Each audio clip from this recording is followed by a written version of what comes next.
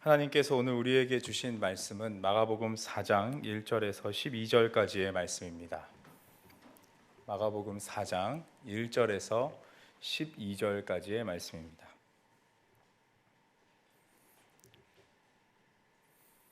하나님의 말씀을 함께 봉독하겠습니다. 예수께서 다시 바닷가에서 가르치시니 큰 무리가 모여들거늘 예수께서 바다에 떠 있는 배에 올라 앉으시고 온 무리는 바닷가 육지에 있더라.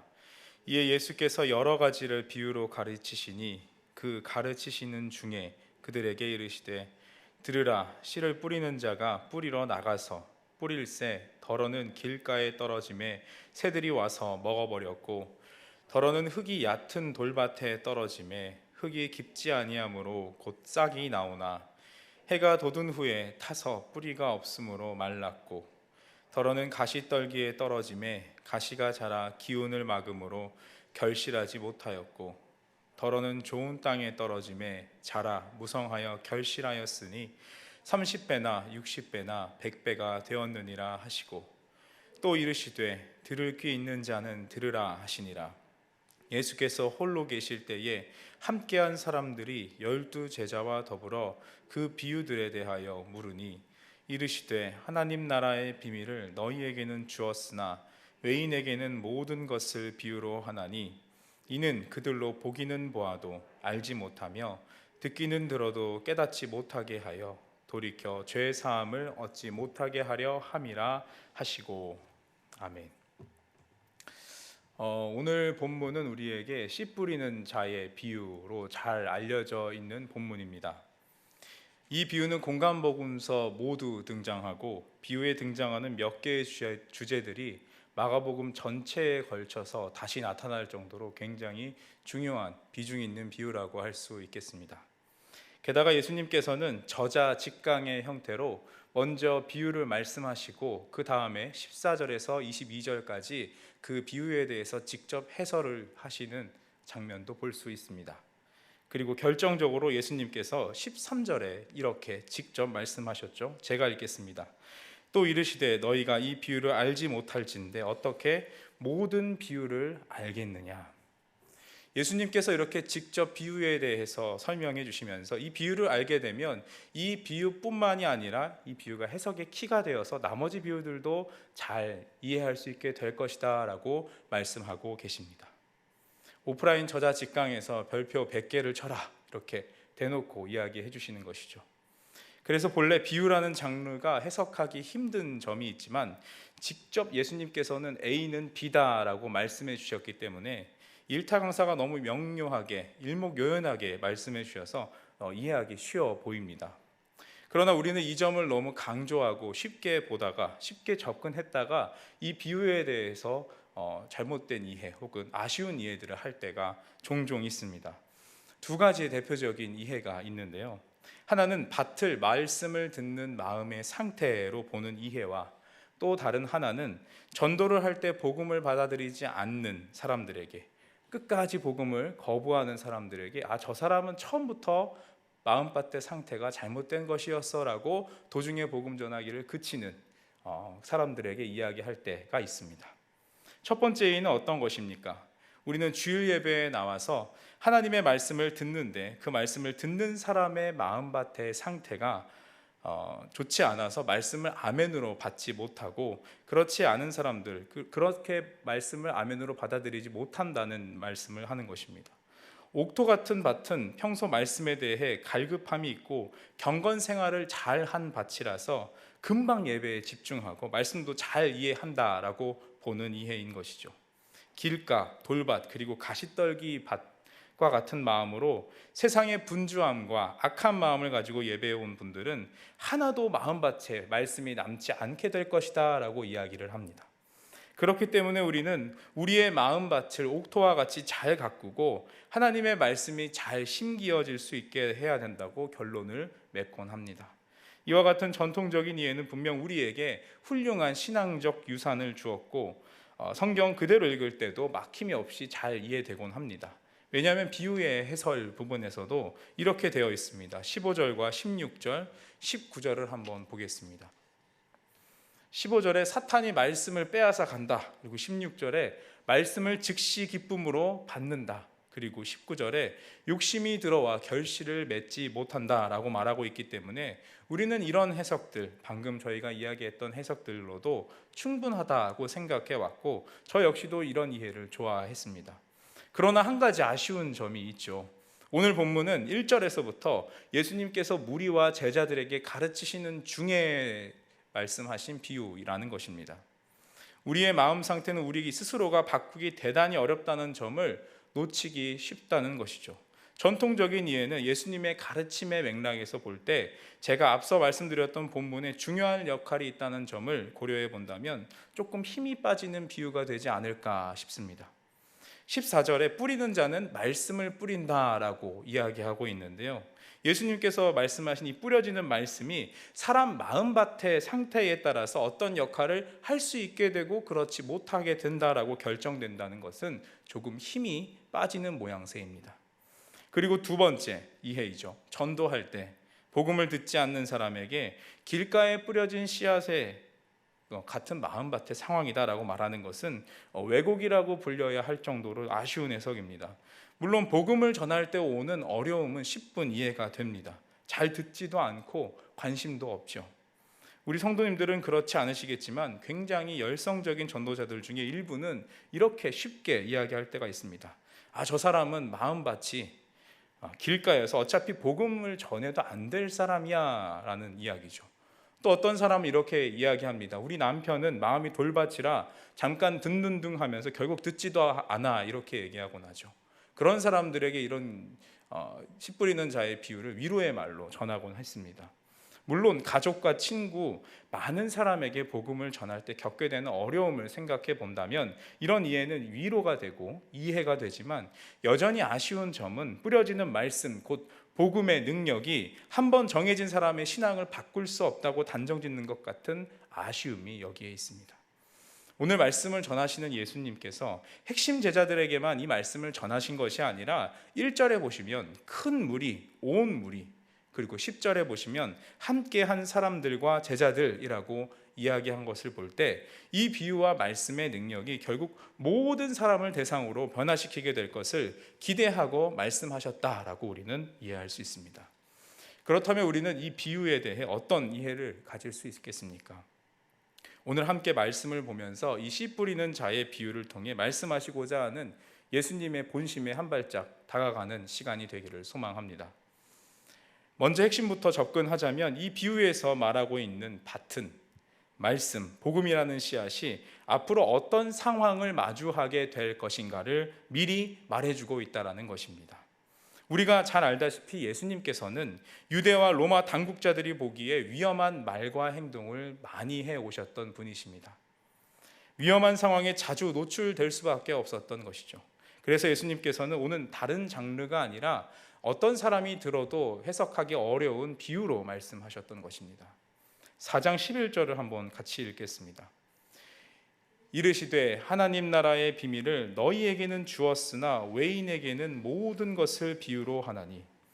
특이한 것은 여러분 위에서 살펴본 마가복음 3장의 말씀에 보면 자신을 적대시하는 사람들에게 주로 3장에서 말씀했다면 오늘 말씀은 적대시하는 사람에게는 비밀이지만 복음을 듣고 예수님을 따르는 사람들에게 이제 예수님의 말씀과 복음으로 인해 당할 위험에 대해서 경고와 위로를 하고 있다라고 이야기하고 있습니다.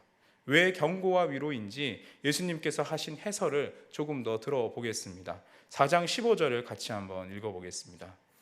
말씀이 길가에 뿌리웠다는 것은 이들이니 곧 말씀을 들었을 때에 사단이 즉시 와서 저희에게 뿌리운 말씀을 빼앗는 것이요. 말씀이 길가에 뿌리워져서 사단의 빼앗김을 당한다라고 이야기합니다. 이것은 말씀을 들은 사람 혹은 복음 그 자체가 로마나 유대 당국자들에게 위협을 받을 수도 있는 상황을 이야기하는 것입니다. 이것을 사단이라고 돌려서 말해서 외부인들은 이해할 수 없게 하신 것이죠. 이때 사단은 로마의 배후 세력과도 같습니다. 계속 자신의 세력을 확장하며 자기 충족적인 제국을 만들려고 하는 로마의 배후에는 사단이 있을 수밖에 없다는 것이죠.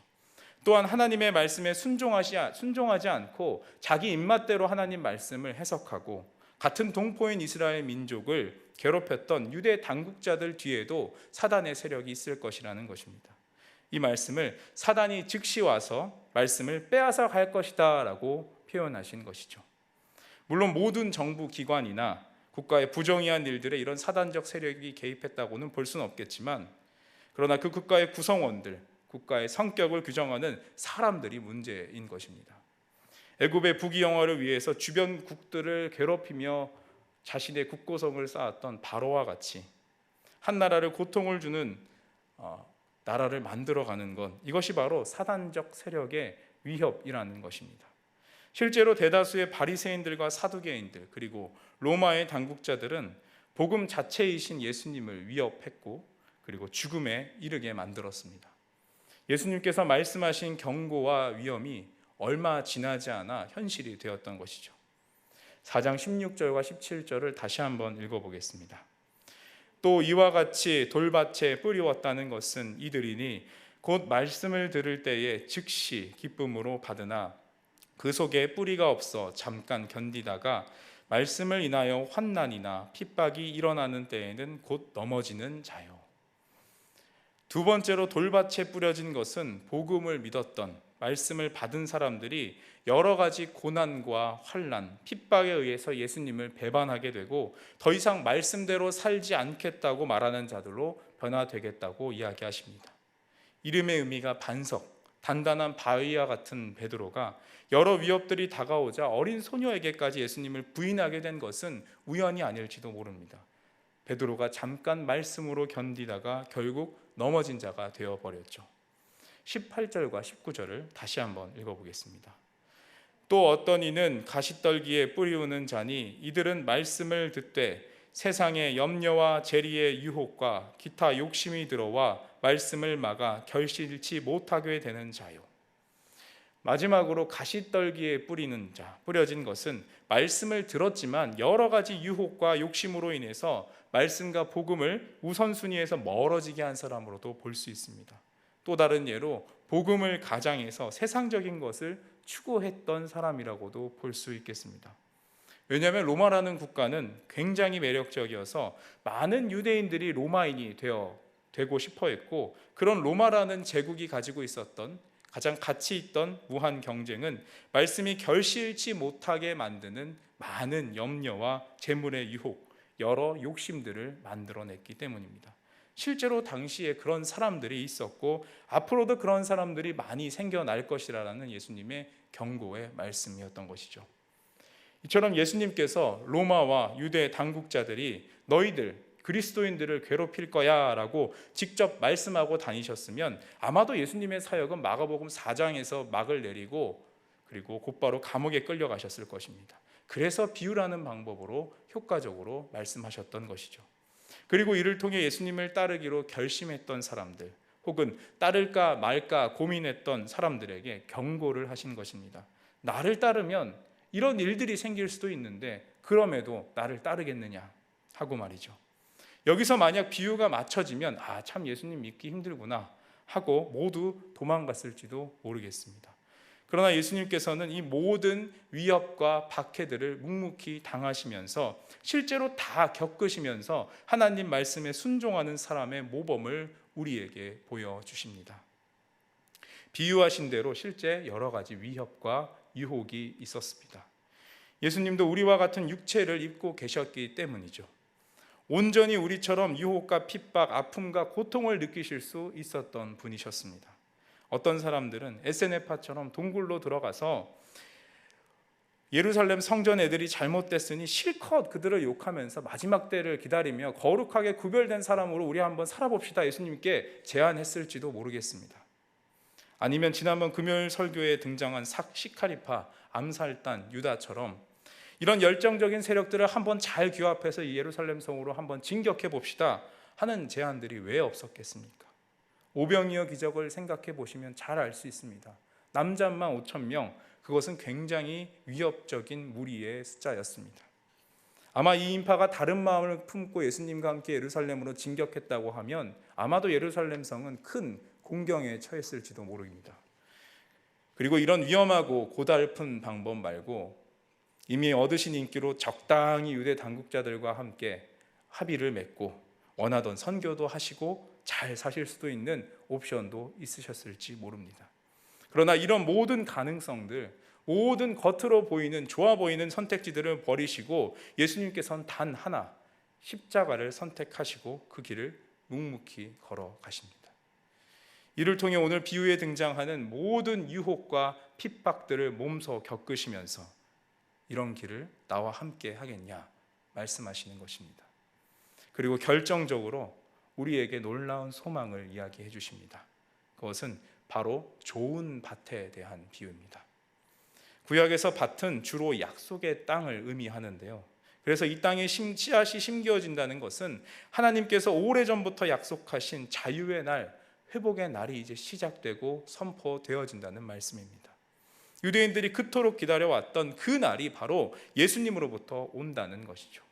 다시 말해 참된 이스라엘이라는 씨를 약속의 땅에 심으시겠다라고 말씀하시는 것입니다. 비록 이 일이 성취되고 이루어지는 그 과정이 고단하고 힘들겠지만 결국 하나님의 말씀은 성취되고 열매 맺을 거라는 말씀이십니다. 다시 처음 질문으로 돌아와서 이 비유의 핵심이 무엇인가 한다면 예수님의 말씀 곧 복음이 밭의 그 상태와 어떤 환경이나 위협과 상관없이 그 복음의 능력이 발휘되고 열매가 맺혀진다라는 것입니다.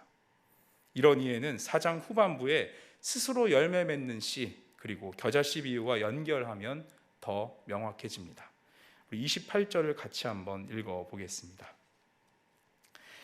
땅이 스스로 열매를 맺되 처음에는 싹이요 다음에는 이삭이요 그 다음엔 이삭의 충실한 곡식이라. 땅이 스스로 열매를 맺게 되는데 이삭을 맺는다라고 이야기하고 있습니다.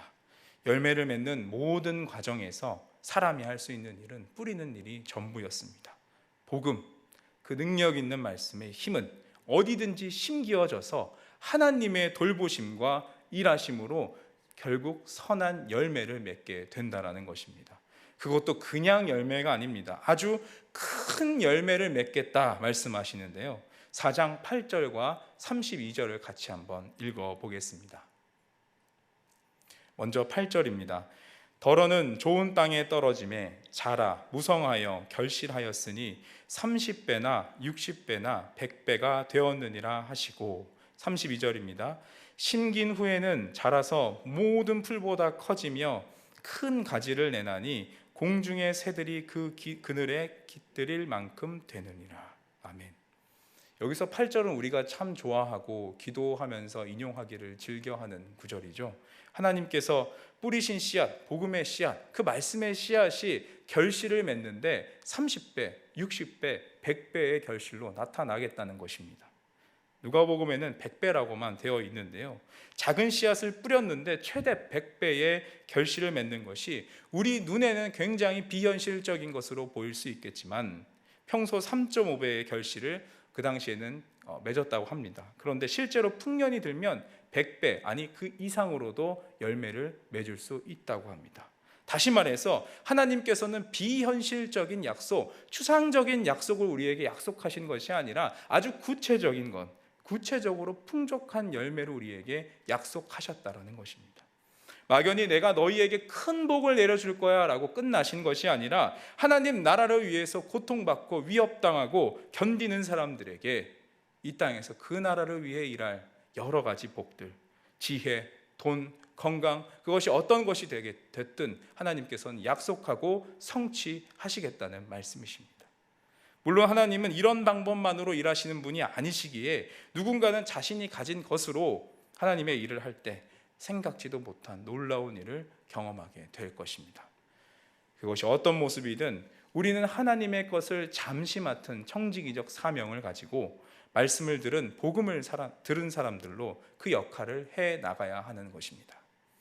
이어서 예수님은 작은 겨자씨에서 큰 나무로 자라나는 것을 말씀하시면서 여기에 새가 깃들어 쉰다라고 말씀하십니다. 이때 재미있는 것은 이 새가 우리가 읽었던 본문에서 씨앗의 위협자의 역할을 했던 새였던 것을 우리는 볼 수 있습니다. 4절을 다시 한번 읽어보겠습니다. 뿌릴새 덜어는 길가에 떨어짐에 새들이 와서 먹어버렸고, 이 새는 원래 복음, 말씀을 재빨리 낚아채 먹었던 새였습니다. 그러나 이런 새들도 이제는 로마라는 편에 서지 않고 작은 겨자씨만한 씨앗에서 자라난 거대한 나무를 보고 발견하고, 이제 로마가 아니라 바로 그 나무, 복음으로 자라난 놀라운 그 나무, 하나님 나라에 와서 함께 쉬면서 그 나라를 이뤄갈 것이다 라고 이야기하고 있습니다. 이 얼마나 위대한 역전입니까? 원수와 같은 자들도 복음의 능력 앞에, 말씀 앞에 엎드려서 평안을 얻고 돌아오게 될 수 있는 것, 이것이 예수님께서 부어주시는 놀라운 말씀의 씨앗인 것입니다. 사실 우리는 길가, 돌밭, 가시덩굴, 어느 것 하나라고 할 거 없이, 그것이 우리 마음의 상태이든 아니면 그리스도인을 위협하는 상태이든 상관없이 우리 마음과 주변 상황에 이런 것들이 가득 차 있습니다. 아니면 우리 자신이 그냥 그 자체로 길가, 돌밭, 가시덩굴 그 자체라고도 이야기할 수도 있습니다. 유혹이 오면 예수님 말씀이 먼저 생각나는 것이 아니라 감사합니다 하고 유혹에 넘어가고, 말씀으로 이게 하나님의 뜻이다 합리화하기도 했습니다. 핍박이 오면 아이고 나 죽네 하면서 고통을 호소하기 바쁩니다. 저부터 돌아보면 그런 일 투성입니다. 실제로 씨가 뿌려지는 한 밭 안에, 밭 하나에 길가도 있고 돌밭도 있고 가시덩굴도 있었다고 합니다. 우리의 마음, 우리의 모습도 그렇지 않겠습니까?